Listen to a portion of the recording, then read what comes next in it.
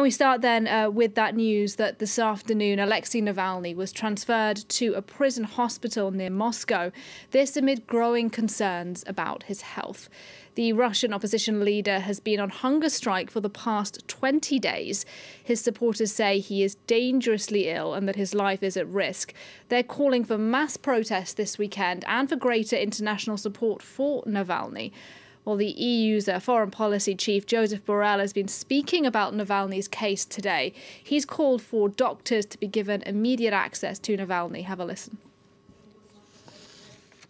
Early today, we have had news reporting that Mr. Navalny has been moved to a regional prison hospital, but it remains that the Russian authorities must grant him immediate access to the medical professionals that he trusts.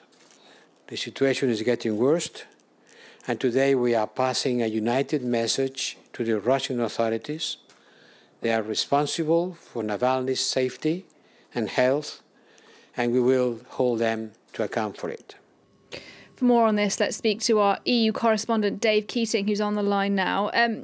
Dave, the EU saying there that it will hold Russia to account for what happens to Navalny. Pretty strong language. What do you make of what Borrell's been saying today? Yeah, we did have strong language from the EU's High Representative for Foreign Affairs just now in that press conference, the soundbite from which you just heard, and they really echoed the statement from Ursula von der Leyen, the European Commission president, over the weekend, again saying that the EU is very concerned and that Navalny needs to be given access to doctors that he trusts, not just the doctors in that prison hospital. The big question is, what is the EU willing to do about it? Are they willing to put their money where their mouth is here? And that, I'm told, was a subject of disagreement today among the 27 foreign ministers. You have the usual hardline countries in Eastern Europe led by Poland who are pushing for further sanctions. And then you have the usual more cautious countries when it comes to Russia, notably Germany, Italy, Greece, Cyprus, who want to wait and see what happens here. Now, Borrell did say during that press statement that it is Russia's responsibility to keep Navalny safe and healthy and that they will be held accountable if he is not. The question is, what is the EU really willing to do? Now, he was asked outright during that press conference, was the idea of further sanctions against Russia for the treatment of Navalny, is there any movement on that? Was there any movement on that today? And he said a very resolute no. There wasn't movement on that today. Now, he said that could change, but as of today, that's the current state of affairs, that they are not moving toward further sanctions. And that will have Navalny's supporters concerned. They will have, I'm sure, appreciated the strong words from the High Representative, but the fact that he said that the EU isn't even considering further sanctions right now, as Navalny's health is apparently deteriorating so fast, will have many concerned. Meanwhile, Dave, we have another issue between the European Union and Russia. This is over Russian troop build-up near the border with Ukraine. Joseph Borrell in that press conference also spoke to that issue. He said that there were some 150,000 Russian troops now stationed near the border. How concerned do you think the EU is about Russian action in that part of Ukraine?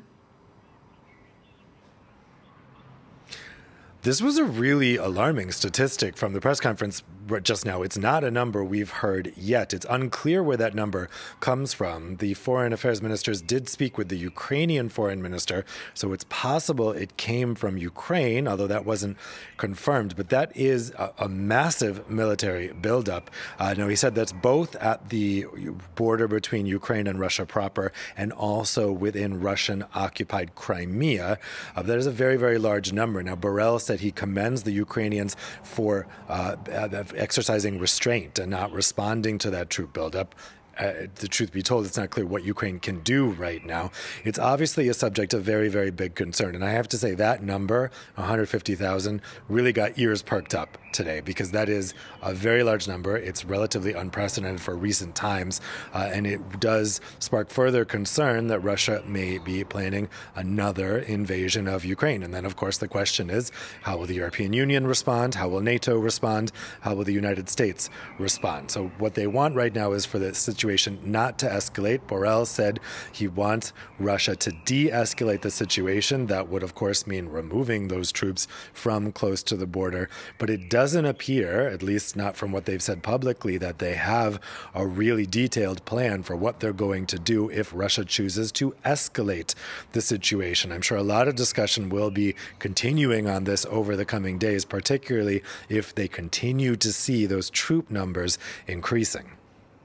Dave Keating for us there in Brussels. Thank you very much indeed for your analysis.